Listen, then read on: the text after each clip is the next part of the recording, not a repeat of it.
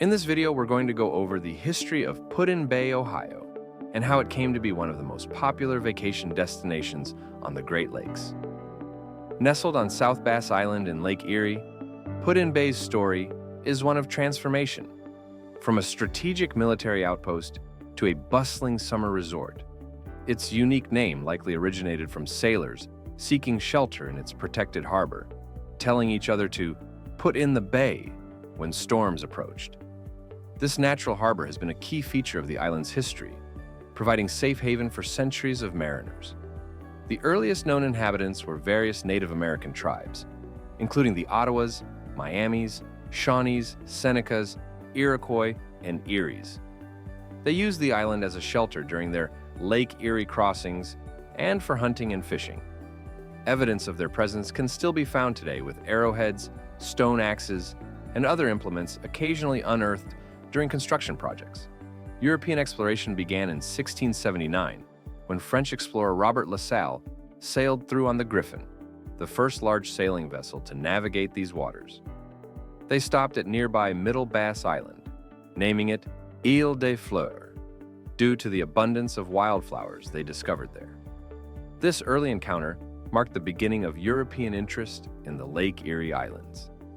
But it was the War of 1812 that truly put Put-in-Bay on the map. In September 1813, Commodore Oliver Hazard Perry used the harbor as a base for one of the most pivotal naval battles of the conflict. On September 10th, Perry's fleet engaged the British just 8 miles northwest of Put-in-Bay. After a fierce 3-hour fight, Perry emerged victorious, famously declaring, "We have met the enemy, and they are ours." This decisive American victory secured control of Lake Erie and turned the tide of the war, cementing Put-in-Bay's place in national history. In the aftermath, Perry coined another famous phrase that would become a U.S. Navy slogan: "Don't give up the ship." This was emblazoned on a battle flag, honoring his friend Captain James Lawrence, who had uttered those words as his dying command in an earlier naval battle. The flag became a symbol of American naval perseverance and is still celebrated today. For decades after the war, Put-in-Bay remained sparsely populated.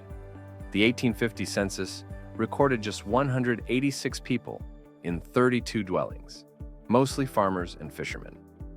This changed dramatically in 1854 when Spanish merchant José de Rivera purchased South Bass Island and neighboring islands for $44,000. De Rivera had a vision to develop the area, quickly building infrastructure and selling land parcels. He brought in German immigrants familiar with winemaking to plant vineyards, recognizing the island's ideal climate and soil for grapes.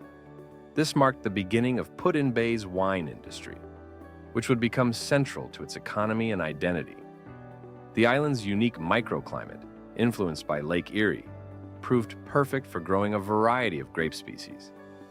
As its wine industry flourished, Put-in-Bay began attracting summer visitors. Steamships brought tourists from nearby cities like Cleveland, Detroit, and Toledo to enjoy the island's beauty and wines. A hotel boom in the 1870s and 1880s accommodated the growing crowds, transforming the island's landscape with grand Victorian structures. The crown jewel of this era was the Hotel Victory, opened in 1892. With 625 rooms, a 1,000-seat dining room, and America's first co-ed swimming pool, it was proclaimed the country's largest summer resort hotel. 7 steamships brought over 8,000 people to its cornerstone-laying ceremony, a testament to the island's growing popularity and accessibility. Technological progress arrived too, connecting the island to the modern world. An underwater telegraph cable linked Put-in-Bay to the mainland in 1873, revolutionizing communication. Street lighting was electrified in 1906, illuminating the night and extending activities after dark. Telephones replaced hand-cranked models in the 1930s, further modernizing island life. The Perry's Victory and International Peace Memorial, a 352-foot Doric column, stands as the island's most visible landmark. Construction began in 1912 to commemorate the centennial of the Battle of Lake Erie. and it opened to the public on June 13, 1915. Put-in-Bay's golden age ended abruptly with Prohibition in 1919, devastating the wine industry and tourism. That same year, fire destroyed the Hotel Victory.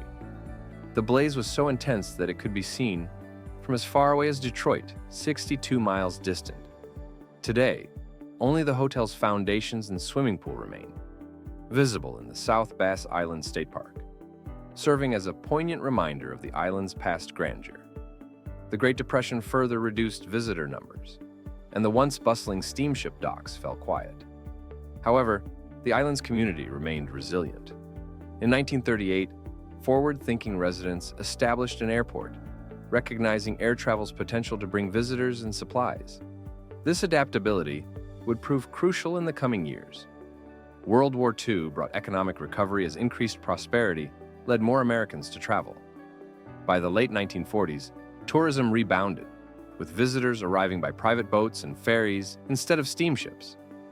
The 1950s saw the island embrace its history, hosting popular sports car races from 1952 to 1959 and again in 1963.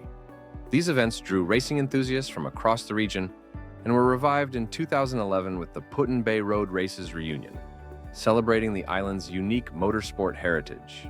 The 1960s and early 1970s brought challenges as Lake Erie pollution deterred visitors. But water quality improved dramatically by the late 1970s, thanks to concerted environmental efforts, and Put-in-Bay's popularity surged. Sport fishing for walleye and perch became a major draw, attracting anglers from across the Midwest and reinforcing the island's connection to its surrounding waters. New hotels and attractions accommodate over 1 million annual visitors.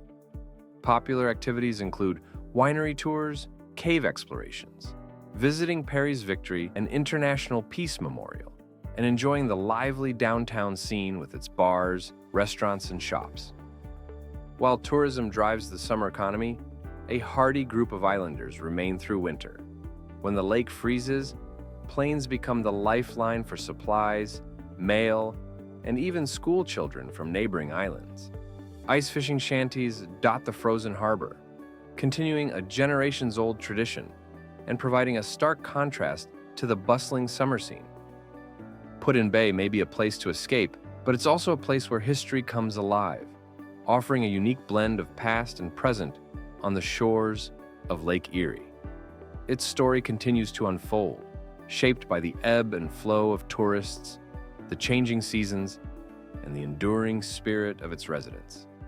That's it for this week's Leisure Lore. And please do us a favor and subscribe to this channel if you enjoyed it. It means the world to us.